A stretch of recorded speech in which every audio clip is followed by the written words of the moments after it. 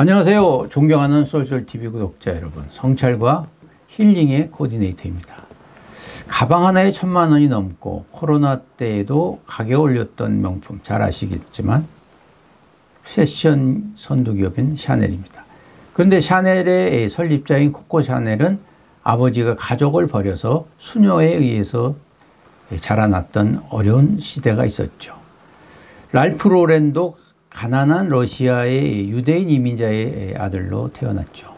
강철왕 앤드류 카네기는 어떻습니까? 스코틀랜드에서 미국으로 건너올 때 그 아버지가 가지고 있던 것은 옷 몇 벌에 불과했다고 합니다. 오프라 윈프리도 어린 시절 지독하게 가난했죠. 성폭행까지 당했고 스타벅스 제국을 지었던 하워드 슈츠도 뉴욕 브루클린의 유대인 가정의 빈민가 출신입니다. 이들이 성공할 수 있었던 이유는 많은 듭니다. 긍정적인 생각, 세상을 바라보는 시각, 패러다임 변화, 노력, 인내, 끌어당김의 법칙. 꼽지만 보다 근본적인 이유는 남몰래 어려움을 극복하겠다는 간절한 기도의 덕분이 아닌가 생각됩니다.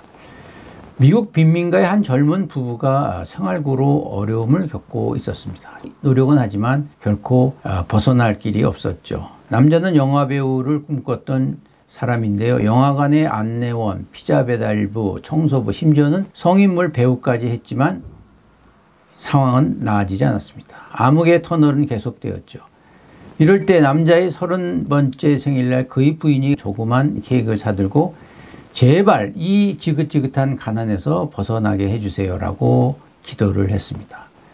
그런데 얼마 지나지 않아서 남자는 우연히 TV에서 봤는데 무하마드 알리와 척 웨프너의 권투시합을 봤죠.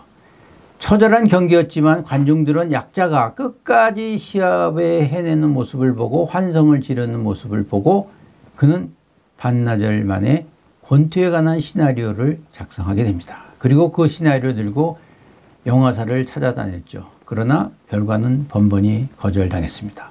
그러나 여러 우여곡절 끝에 한 영화사에서 100만 불을 투자하고 수익은 10분의 1밖에 줄 수 없다 라고 얘기했습니다.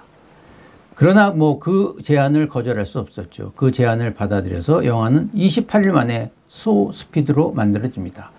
제작 장소도 장소 비용이 많이 들었던 할리우드가 아닌 뉴욕에서 촬영했죠. 그런데 이것이 뜻밖의 흥행을 가져왔습니다. 개봉 당일부터 손님들이 줄을 섰고 완전히 흥행 초대박이었죠. 그 영화가 바로 로키였습니다. 성공 비결을 묻는 인터뷰에서 주인공 실베스타 스텔론은 성공이란 실패를 이겨내고자 하는 노력이 절정에 이르렀을 때 나온다라고 얘기하고 있습니다. 성공은 보통 세 가지 유형으로 나오는데 첫째가 고독을 이기는 사람입니다. 고독과 외로움은 다르죠. 고독은 자신에게 엄격하고 다른 사람에게 관대하게 만든 자발적인 외로움이죠. 그 반면에 외로움은 혼자 있을 때 느끼는 쓸쓸한 감정인 것이죠. 그리고 두 번째는 모든 사물을 넓게 보고 꼼꼼히 챙기고 열정을 갖고 팀워크를 이루는 거죠. 그리고 세 번째는 역시 기획력과 실천력을 통해서 창의력으로 자존심을 높이는 것입니다. 여러분의 소중한 보물은 무엇입니까? 재주입니까? 명예, 돈, 아끼는 물건입니까? 바로 가장 중요한 것은 자신이 아닌가 봅니다.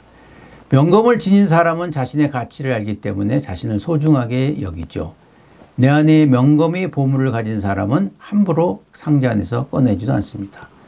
인품이 갖춰지지 않는 사람은 온갖 명품으로 몸을 치장한다 하더라도 돋보이지 않고 오히려 비웃음의 대상이 되지 않나 보고 있습니다. 내면이 부족한 사람은 남을 쉽게 대하고 마음을 조절하지 못하는 것이죠.